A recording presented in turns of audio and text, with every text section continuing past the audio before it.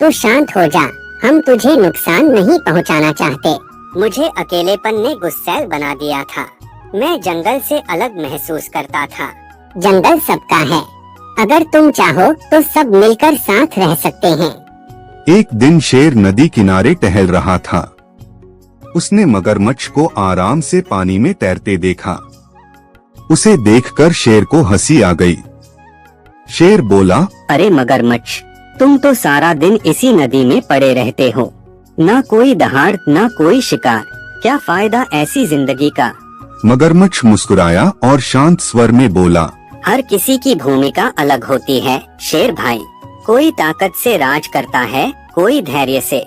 शेर ने उसकी बात पर ध्यान नहीं दिया। उसी समय लोमड़ी भी वहाँ आ पहुँची। वह दोनों की बातें सुन रही थी। लोमड़ी बोली, शेर राजा है, लेकिन कभी कभी चालाकी से भी काम निकलता है। मैं तो कहती हूँ ताकत, चतुराई और धैर्य तीनों जरूरी हैं। शेर हंसते हुए बोला, ये सब बेकार बातें हैं, असली ताकत ही सब कुछ है। लोमड़ी और मगरमच्छ एक दूसरे की ओर देख मुस्कुराए। उन्होंने कुछ न कहा। कुछ दिनों बाद जंगल में एक बड़ी समस्या आ गई। एक बड़ा हाथी जो पहले शांत स्वभाव का था, अचानक बहुत आक्रामक हो गया। वह गांवों को तहस-नहस कर रहा था, जंगल के छोटे जानवरों को कुचल रहा था और पेड़ों को उखाड़ रहा था। जंगल सभा ने आपात बैठक बुलाई। सभी ने मिलकर निर्णय लिया कि इस हाथी को रोका जाना जरूरी है।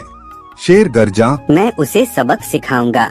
कोई ताकतवर शिकार मेरे सामने टिक नहीं सकता। लोमड़ी बोली, तुम जाओ, हम पीछे से योजना बनाएंगे। शेर अकेले ही हाथी का सामना करने गया।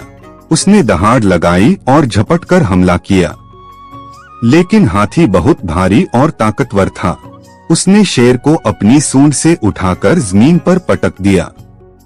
शेर बुरी तरह घायल हो गया और किसी तरह भागकर जंगल वापस आया।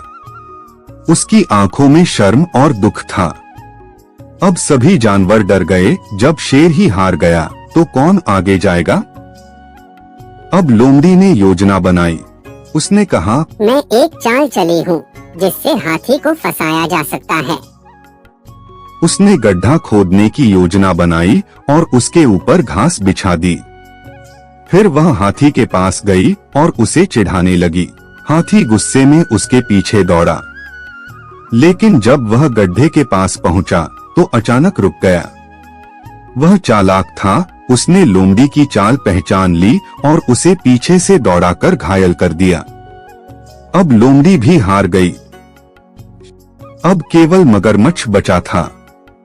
वह शेर और लोमड़ी को देखने आया, जो दोनों ही घायल थे। शेर ने नीची नजरों से कहा, अब जंगल को तुम ही बचा सकते हो। मगरमच्छ ने कहा, ताकत और चालाकी अकेली कमजोर पड़ जाती है, लेकिन सही समय, संयम और सहयोग से हर समस्या का समाधान हो सकता है। उसने योजना बनाई। एक मगरमच्छ ने नदी के किनारे एक रास्ता बनाया जहां हाथी को पानी पीने की आदत थी। दो, उसने लोमड़ी से कहा कि वह हाथी को किसी बहाने से उस दिशा में लाए। 3, शेर को थोड़ी ताकत मिल चुकी थी। उसे एक और पेड़ गिराने की जिम्मेदारी दी, जिससे हाथी को भ्रम हो कि रास्ता बंद हो गया है।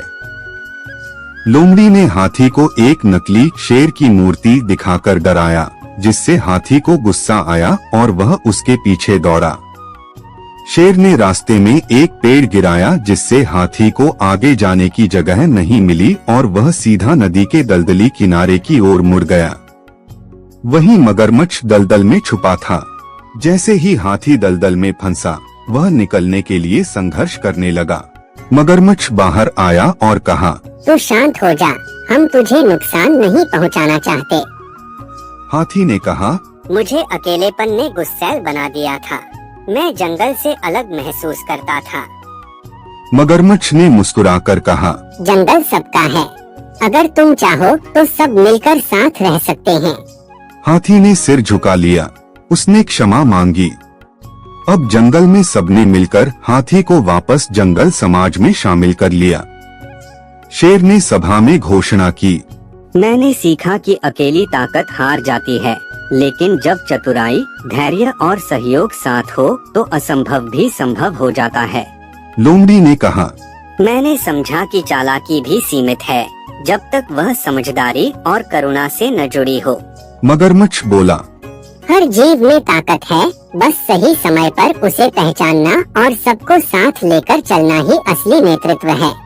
इस कहानी से हमें यह सीखने को मिलता है, हर प्राणी चाहे कैसा भी हो, अगर साथ मिलकर काम करें तो कोई भी संकट दूर किया जा सकता है।